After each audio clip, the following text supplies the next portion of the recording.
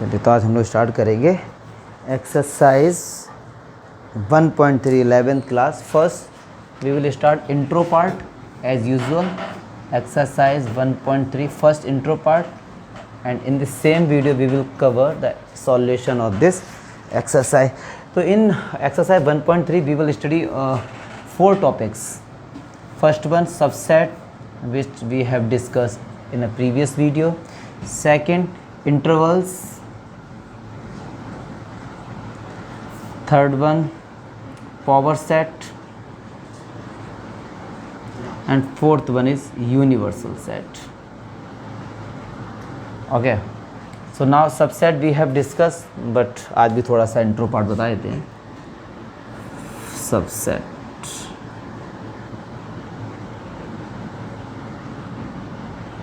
the indicator of a subset is this is the sign. Suppose I am writing A is the subset of B, means if X is any elements belongs set A, that it will also belongs to set B. This is the mathematical definition of the subset. But in a common language we can say and we can write, if all the elements of set A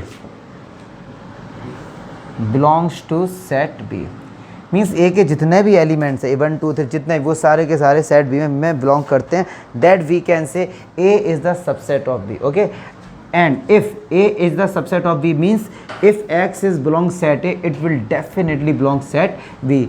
so A is the subset of B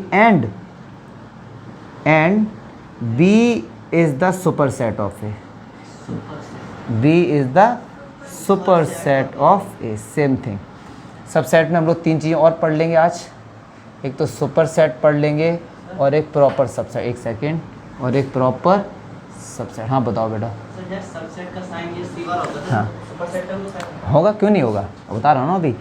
देखिए A is the subset of B. इसका अब आप सुनो जरा एक बात, क्यों इन्होंने ये सुपरसेट इसका नाम लगा दिया गया.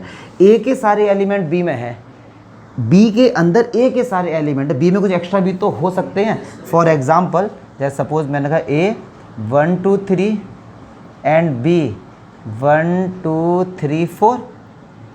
ए इज़ द सब, ए के सारे एलिमेंट बी में हैं. अच्छा तो ए और बी में बड़ा सेट कौन सा माना जाएगा, बी माना जाएगा. जब बी बड़ा तो इसको सुपर सेट बोल दिया कि भाई ये इसका सुपर सेट है. मतलब देखो इसके जैसे सपोज मैंने कहा एक गुंडा भाई ए है बहुत बड़ा और एक गुंडा बी है, इसके पास 3 ही बंदे हैं, इसके पास 4 बंदे हैं, तो कौन सुपर सेट माना जाएगा, सुपर पावर तो यही माना जाएगा ना. तो B is the super set of, B is the super set of A. तो इसका साइन क्या होता है लिखने का, जस्ट उल्टा कर देंगे, B is the super set. ये कुछ भी ऐसा एनसीईआरटी में नहीं दिया गया, केवल और केवल नॉलेज के पर्पज़ से आपको बताया जा रहा है. ठीक है. अच्छा जी, कुछ बच्चे सोच रहे होंगे कि सर 1 2 3 है, क्या पता बी में भी मान लो 1 2 3 है, तो A is the subset of B और B is the subset of A है, तो ए इक्वल्स टू बी होगा. कल बताया था आपको. ठीक है. अब प्रॉपर सबसेट क्या होता है देखिए जरा, अब उस पर आएंगे. प्रॉपर सबसेट क्या होता है. अगर मैंने कहा कि ए में 1 2 3 एलिमेंट्स हैं, बी में 1 2 3 एलिमेंट, एक बात होता जरा, A is the subset of B होगा या फिर नहीं होगा, पक्की बात है होगा ना. अच्छा लेकिन अब भी A is the subset of B होगा, बताओ जरा. अब भी A is the subset of B होगा, लेकिन इस केस में ए को बोलेंगे A is the proper subset of B. पूछो क्यों. क्योंकि अगर मैं इसको बोलूँ कि A is the subset of B, तो यहाँ पे कोई बंदा ये भी तो बोल सकता है B is the subset of A, तो ए बराबर बी हो गया फिर तो.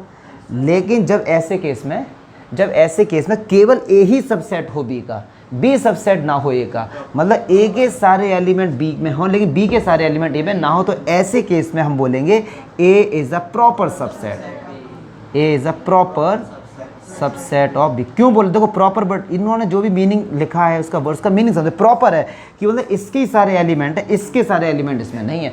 अगर मैं आपसे अब ये एक एग्जांपल देता हूँ कि ए के अंदर है ए बी और बी के अंदर है बी ए, तो बताइए क्या A is a proper subset of B है, नहीं है. क्यों, ए सबसेट है बी का, बी भी सबसेट है ए का, तो ये तो इक्वल हो गए. तो जब ये इक्वल सेट हो गए ना, ये इक्वल सेट हो गए. लेकिन अब अब A is the proper subset of B. कहने का मतलब बहुत सिंपल है कि ए के सारे एलिमेंट बी में, बी के, देखो ये चीज़ मैं एक्स्ट्रा बता रहा हूँ, आ जाए तो अच्छी बात है, नहीं आए तो जो वीक बच्चे छोड़ भी सकते हैं, लेकिन नॉलेज के लिए बता रहा हूँ आपको, ठीक है। तो ये बेसिक चीज़ें हैं कि ये सबसेट कल हम लोगों ने पढ़ा था, आज हम लोगों ने एक्स्ट्रा सुपर सेट और प्रॉपर सबसेट हम लोगों ने पढ़ लिया है।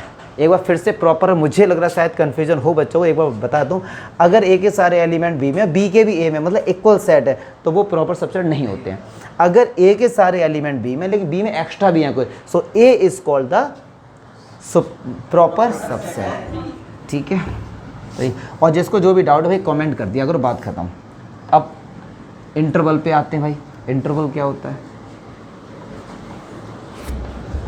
अब इसमें दो टाइप के इंटरवल हम लोग पढ़ेंगे, बहुत अच्छे से समझना, 12th क्लास तक इनका यूज़ होगा। इंटरवल फिर बताएंगे ये, हिमांशु एक बार बीच में चेक कर लेगा।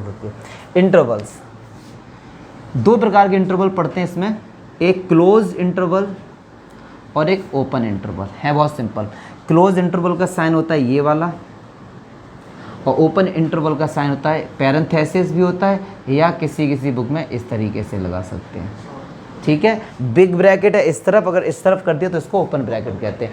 अब इसका मीनिंग क्या है, सब इसका मीनिंग हम लोग समझते हैं जल्दी। एक दो क्वेश्चन लेके, बहुत सिंपल है यार।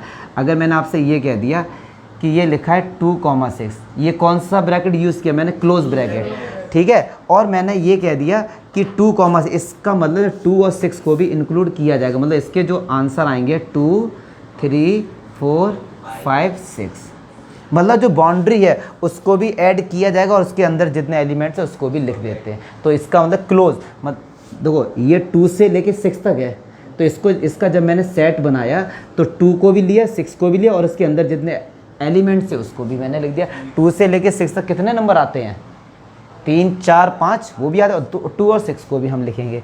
अगर, लेकिन अब आप कहेंगे सर आपने 2.1 या 3, ये नेचुरल नंबर को हमने मान लिया, हमने कहा सपोज ये नेचुरल नंबर है, ठीक है। इंटरवल है ना, देखो 2 से लेके 6 के बीच में। अच्छा, अगर ये इस तरीके से होता, मान लो ये 2,6, इधर ओपन ब्रैकेट, इधर तो क्लोज है, इधर ओपन है, तो हम 2 को तो लेंगे, लेकिन हम 6 को छोड़ देंगे, जिसके साथ ओपन ब्रैकेट उसको छोड़ देते हैं। अब बात आ रही समझ में? अच्छा, एक और लेते हैं, सी, मान लो ये लेते हैं हम लोग इस तरीके से 2, अब 2 को छोड़ देंगे और 6 को ले लेंगे। अच्छा, अब मैंने दोनों को ही छोड़ दिया 2,6, तो इसमें 2 को भी नहीं लेंगे और 6 को भी नहीं लेंगे। क्लियर है? तो ये क्लोज का, देखो जैसे इसका मीनिंग है, क्लोज मतलब इनको लिया जाएगा, ओपन है ही नहीं, ये ओपन है तो इनको हम नहीं लेंगे। क्लियर है? क्लियर है? अच्छा, कभी कभार इस तरीके से भी आ जाता है, जैसे x की वैल्यू है, मैंने कहा 6 के बराबर है और 6 से छोटी 3 के बराबर है और 3 से बड़ी है, तो हम इसे ऐसे भी लिख सकते हैं 3,6। देखो जरा, सही बात है, क्योंकि इन्होंने 3 को भी इंक्लूड किया है। अगर बाई चांस यहाँ पे ये साइन नहीं होता तो यहाँ पे ओपन वाला लग जाता, क्योंकि इसका मतलब क्या है, 6 को भी इंक्लूड कर रहा है। अगर इसको हटा देते तो भैया ये भी यहाँ से हट जाता।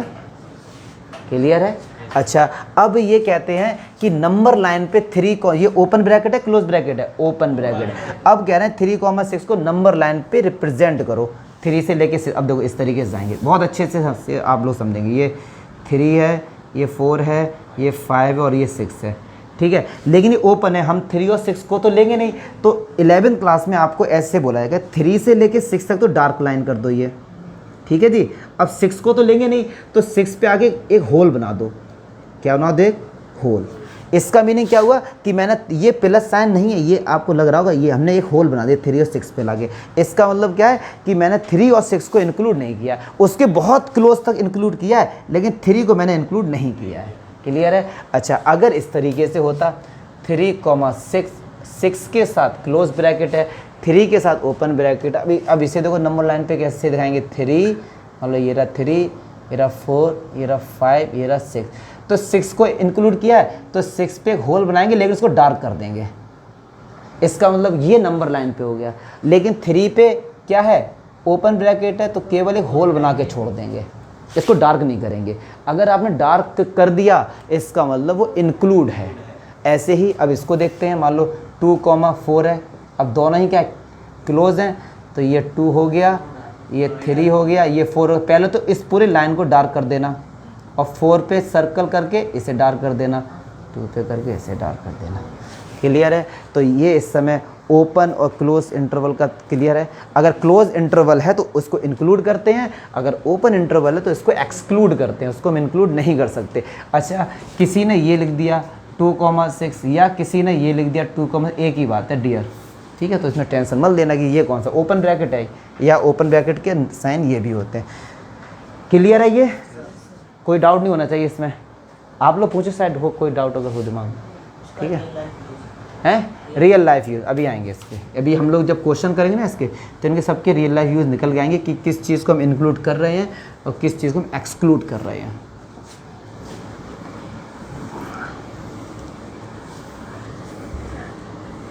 और 11th-12th की जो भी मैथ्स है आपको ये केवल रटाई जाती है।